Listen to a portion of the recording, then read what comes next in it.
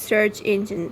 Search engine में basically आते हैं गूगल, यानी कि आप जब गूगल पे जाते हैं तो जाके कोई ना कोई चीज़ सर्च करते हैं। अगर आपको खाने की कोई रेसिपी नहीं आती तो आप गूगल पे जाके खाने की रेसिपी सर्च करते हैं, या अगर आप लोगों को अपना रिज़ल्ट देखना हो तो ऑनलाइन वेबसाइट पे जाते हैं, टाइप करते हैं अपना रिज़ल्ट, तो फिर गूगल आपको कोई वेबसाइट सजेस्ट करती है। तो यही होता है सर्च इंजन, ठीक है। हमने सिंपली इसके अंदर लिखना है अ search engine is an online tool, ठीक है। सर्च इंजन बेसिकली एक ऑनलाइन टूल है जिसकी मदद से हम इंफॉर्मेशन ढूंढ सकते हैं इंटरनेट पे, ठीक है। करना क्या होता है कि हमने कुछ टाइप ऐसा करना होता है कि वो इजीली सर्च कर सके। जैसे कि हम जब लिखते हैं रिज़ल्ट, तो दुनिया भर का रिज़ल्ट वो आपको दिखा रही होती है। फिर आप एक किसी स्पेसिफिक यूनिवर्सिटी का लिखते हैं कि मुझे स्पेसिफिक यूनिवर्सिटी का रिज़ल्ट चाहिए, फ़लाँ सब्जेक्ट का या फ़लाँ इस चीज़ का, तो वो आपको दिखाएगा। या अगर कोई खाने की रेसिपी है या कोई भी मालूमात इन्फॉर्मेशन लेनी है, आपने वो लिखनी है सही से, और फिर वो आपको सही वाली इन्फॉर्मेशन दिखाएगा। छोटी बात लिखेंगे छोटी सी इन्फॉर्मेशन देगा, ज़्यादा बात लिखेंगे तो लंबी इन्फॉर्मेशन देगा, ठीक है। सर्चेस बिलियंस में होते हैं वेबसाइटों पे, क्योंकि ज़ाहिर है इतने ज़्यादा लोग बैठे होते हैं इंटरनेट पे, तो बिलियंस में सर्चेस हो रही होती हैं। एग्जाम्पल आप इसमें दे सकते हैं गूगल की, माइक्रोसॉफ्ट बिंग भी इसी तरह का काम कर रहा है, याहू की वेबसाइट भी इसी तरह चलती है, और डक डक गो भी इसी तरह चलती है। इसकी क्वालिटीज़ फीचर्स अब आपने बताने हैं। फीचर्स पे आ सकता है, यानी कि जो क्वेश्चंस है ना आईसीटी में, उसमें यही होता है कि जो भी टूल आएगा उसके फीचर्स एंड फंक्शंस, इसके ऊपर बात हो सकती है, पूछा जा सकता है आपसे कि सर्च इंजन के फ़ीचर क्या है, फ़लाँ चीज़ के फ़ीचर क्या हैं, तो इस तरह से भी वो पूछ सकते हैं, सही है। उसी तरह से मैंने इसका आंसर लिखा है। तो सबसे पहले फीचर्स आएंगे, फीचर में हमने लिखना है large searchable database of the website, ठीक है। होता क्या है सर्च इंजन के, सर्च इंजन बहुत बड़ा एक सिस्टम होता है जिसके अंदर सारी इन्फॉर्मेशन मौजूद होती है, ठीक है। यानी कि आप गूगल पे कुछ भी सर्च करो आपको सारी मालूमात मिलती है। Keyword based on search system, यानी कि जो स्पेसिफिक वर्ड आप लिखते हो, जैसे कि मैं अगर लिखती हूँ गूगल पे के हाउ टू कुक बिरयानी, मैं अगर ये लाइन लिख रही हूँ तो मेरी लाइन में से बिरयानी को गूगल पिक करेगा, कुक को गूगल पिक करेगा। इनसे मिलते जुलते जो चीज़ें मौजूद होंगी, वीडियोस होंगी, तस्वीरें होंगी, कोई इन्फॉर्मेशन होगी, कोई गाइड बुक होगी, कुछ भी होगा, वो सारा मुझे दिखाएगा ये गूगल और बाकी तमाम वेबसाइटें। तो ये जो मैंने स्पेसिफिक वर्ड आपके सामने सर्कल किए, बिरयानी वगैरह, ये होते हैं कीवर्ड, यानी कि कुछ खास वर्ड्स हैं जिसको पिक करता है गूगल और उसी के अकॉर्डिंग आपको डाटा ढूंढ के देता है। फिर आता है advance search filter such as the image, videos, news and map, यानी कि आपको इमेजेस भी मिल जाती हैं, वीडियोस भी मिल जाती हैं, कोई न्यूज़ भी मिल जाती है उस चीज़ पे, मैप भी खोल के दे देता है। यानी कि आपको गूगल ये भी बता देता है कि अगर आप कहीं से जाके सीखना चाहते हैं कुकिंग, तो आपके इलाके में फ़लाँ जगह पे कुकिंग सिखाई जाती है। ये भी एक फैसिलिटी है, यानी कि आपने लोकेशन तो नहीं मांगी लेकिन फिर भी वो आपको इलाके भी ढूंढ देता है ऐसे जहाँ पे कुकिंग सिखाई जा रही है या जहाँ पे कुकिंग हो रही है। फिर आता है suggestions and the auto complete for such queries. यहाँ भी ये कह रहे हैं कि आपने अगर मिसाल के तौर पे आधी बात लिखी है, आपने अगर लिखा है हाउ टू कुक, अगली लाइन नहीं लिखी, यानी कि कुक क्या आप करना चाह रहे हैं, यानी आप खाना क्या पकाना चाह रहे हैं, बिरयानी, बीफ कबाब या क्या, आगे कोई चीज़ लिखी नहीं है, लेकिन जो नीचे लिस्ट लिखी आती है उसके अंदर सजेशंस दी जाती हैं। ये लाइन मैं आप लोगों को दिखा देती हूँ कि क्या कह रहे हैं। मैं अभी अपने क्रोम पे आ गई हूँ, यहाँ पे जाके मैं लिखती हूँ हाउ टू रीड बुक, या मैं लिखती हूँ हाउ टू री करके मैंने छोड़ दिया ना, आगे रीस्टार्ट अगर मैं लिखती हूँ रीस्टार्ट।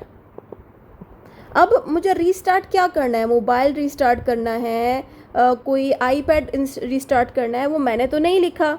यहाँ पे देखिए मैंने सिर्फ लिखा है हाउ टू रीस्टार्ट, अगली लाइन मैंने नहीं लिखी कि क्या रीस्टार्ट करवाना चाह रही हूँ।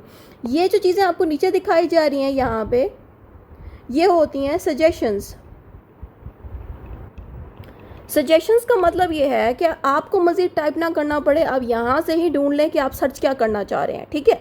अगर मैं कहती हूँ कि मुझे अपना आईपैड रीस्टार्ट करना है, तो आईपैड खुद ही लिखा हुआ है, तब आईपैड से सारी इन्फॉर्मेशन आपको मिल जाएगी कि आईपैड, ये जो ऑल है ना ऑल, इसमें आपको वीडियोस, इमेजेस, न्यूज़ सारा मिल जाता है। लेकिन अगर आप कहते हो कि मुझे सिर्फ शॉर्ट वीडियोस चाहिए, तो आप शॉर्ट वीडियो पे क्लिक करें, तो आईपैड के ऊपर सारी इन्फॉर्मेशन आपको वीडियो फॉर्म में मिल जाएगी, वैसे ही बाकी में, ठीक है। इसीलिए अभी हम जाते हैं अपने नोट्स पे।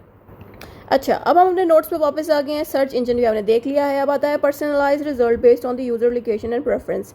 एक और चीज़ भी इन वेबसाइटों में ये होती है कि जो आपकी लोकेशन है, सपोज़ आप पाकिस्तान में हैं, ठीक है, तो पाकिस्तान में अगर आप रह रहे हैं और पाकिस्तान के ही गूगल को आप यूज़ कर रहे हैं, यानी कि गूगल में आप कुछ भी सर्च करते हैं आईफोन वगैरह के ऊपर, तो गूगल आपको ज़्यादातर दुकानें पाकिस्तान की ही लोकेशन को दिखाएगा।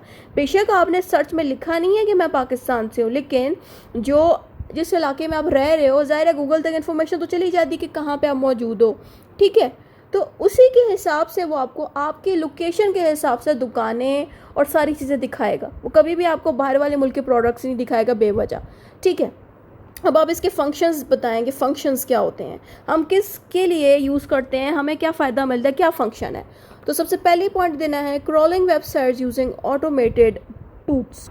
क्रॉलिंग का मतलब ये है कि अगर आप कहते हो गूगल से कि मुझे जो है फ़लाँ आईफोन चाहिए फ़लाँ कलर का, तो गूगल क्या करेगा, आपकी डिमांड के ऊपर दुनिया भर की सारी वेबसाइटों को ढूंढेगा और सारी वेबसाइटों में से जिन जिन वेबसाइटों पे आपकी पसंद का फ़ोन अवेलेबल होगा वो वेबसाइट का लिंक आप तक पहुंचाएगा। तो इस कॉन्सेप्ट को कहते हैं क्रॉलिंग वेबसाइट, क्योंकि ज़ाहिर है इन गूगल्स के अंदर और इन तमाम सर्च इंजन के अंदर एक एआई मौजूद होती है जो आपकी डिमांड को पूरा करती है। यानी कि आपको पिंक कलर का आईफोन चाहिए या किसी भी कलर का, तो आपकी बात को पूरा करने के लिए वो जो रोबोट होता है वो सारी वेबसाइटों को सर्च करता है और फिर सर्च करके आप तक इन्फॉर्मेशन पहुंचाता है। फिर आगे आता है indexing the web pages in the searchable database. Indexing का मतलब होता है किसी भी इंफॉर्मेशन को इस तरह से ऑर्गेनाइज करके लिखना या अपने पास स्टोर करना कि वो इन्फॉर्मेशन जब आप तक पहुंचे तो वो बहुत जल्दी पहुंच सके। यानी कि देखिए इंटरनेट पे तो बिलियंस में, मिलियंस में, करोड़ों की तादाद में वेबसाइटें बनाई गई होती हैं जिनमें सेम ही प्रोडक्ट सेल हो रहा होता है। तो बेहतरीन चीज़ है ना, वो आप तक पहुंचाता है गूगल। कैसे कि वो सारी वेबसाइटों को देखता है और ऑर्गेनाइज करके सही वाली वेबसाइटें पहले आपके लिए लेके आता है। जो वेबसाइटें कम इंपॉर्टेंट हैं या जिनमें स्कैम होता है उनको वो साइट पर रखता है, लेकिन जो वेबसाइटें ज़्यादा अच्छी हैं, जिनसे ज़्यादा लोग असल इंसान जाके चीज़ें ख़रीद रहे हैं, उस पर रिव्यूज़ हैं, तो ज़ाहिर है गूगल को तो पता लग जाता है, तो वो फिर आपके सामने वही वेबसाइट पहले लेके आता है। यानी कि खुद ही इसमें एक ऐसा सिस्टम है कि ऑर्गेनाइज तरीके से आप तक एक सही चीज़ पहुंचाता है, ठीक है। और वो ये देखता है गूगल के कौन सी वेबसाइट ज़्यादा अच्छी है, किसकी डिमांड ज़्यादा है, तो वही पहले आपके पास लेके आएगा और आपसे कहेगा इनसे जाके चीज़ें ख़रीदें, ये अच्छे हैं। फिर आगे आता है process users queries and find relative content. इसमें सिंपली ये लिखा है कि डाटा को पहले क्या करता है, प्रोसेस किया जाता है। यानी कि जो इन्फॉर्मेशन आपको चाहिए पहले गूगल उसको चेक करेगा, फिर उसके बाद आपको रिलेटेड चीज़ें ढूंढ के देगा। यानी कि जो प्रोडक्ट आप ढूंढ रहे हैं पहले गूगल सोचेगा कि क्या प्रोडक्ट है, फिर वो प्रोडक्ट्स आपके सामने लेके आना शुरू कर देगा। यानी कि जो चीज़ आपको चाहिए उससे रिलेटेड आपको चीज़ें दिखाना शुरू कर देगा कि आपने ये प्रोडक्ट ख़रीदना है, ये दराज पे भी मिल रहा है, ये अमेज़ॉन पे भी मिल रहा है, फ़लाँ जगह मिल रहा है। फिर आप गूगल पे कहते नहीं मुझे सस्ता प्रोडक्ट चाहिए यही वाला, तो सस्ते प्रोडक्ट्स कहाँ मिल रहे हैं वो सारी वेबसाइटें भी वो आपको दिखाने लगेगा, ठीक है। फिर आगे आता है displaying search result in a list of links with summaries. यहाँ पे ये कह रहे हैं कि जो भी आपको चीज़ सर्च करनी है ना उसका रिजल्ट, यानी कि जो चीज़ ढूंढ के देता है वो आपको लिस्ट में ढूंढ के देता है। यानी कि बहुत सारी लिस्टों में आपको अलग अलग वेबसाइटें मिल जाती हैं, ठीक है। उन सब वेबसाइटों में कोई ना कोई चीज़ मौजूद होती है जो आपके काम की हो, जिस चीज़ को आप ढूंढना चाह रहे हो, और तरतीब में आपके लिए ये ला देता है। फिर इसके फ़ायदे और नुकसान क्या हैं? फ़ायदे ये हैं कि हमें जल्दी जो है इन्फॉर्मेशन मिल जाती है इसकी मदद से, और हम इसकी मदद से चीज़ें सीख सकते हैं, लर्न कर सकते हैं, रिसर्च कर सकते हैं और अपने मसलों को सॉल्व कर सकते हैं। ये हमारा टाइम भी बड़ा बचवाता है। ज़ाहिर है जब हम खुद से मैनुअली सर्च करेंगे तो हमारा टाइम ज़्यादा लगेगा, लेकिन एआई जब खुद कंप्यूटर जिसमें लगा हुआ है सर्च इंजन में, वो खुद जब हमारे लिए जल्दी जल्दी सर्च कर लेगा तो हमारा टाइम बहुत बचेगा, हमें सर्च नहीं करना पड़ेगा, खुद ही गूगल हमारे लिए सारा डाटा कलेक्ट करके एक जगह पे हमें पहुंचा देगा, इसलिए हमारा टाइम बड़ा बचेगा। उसके अलावा हम नई नई चीज़ें इसमें से डिस्कवर कर सकेंगे। हमें कोई भी रिसोर्स चाहिए हो, कोई नोट्स चाहिए हो, कोई डाटा चाहिए हो, वो भी हमें आराम से मिल जाएगा।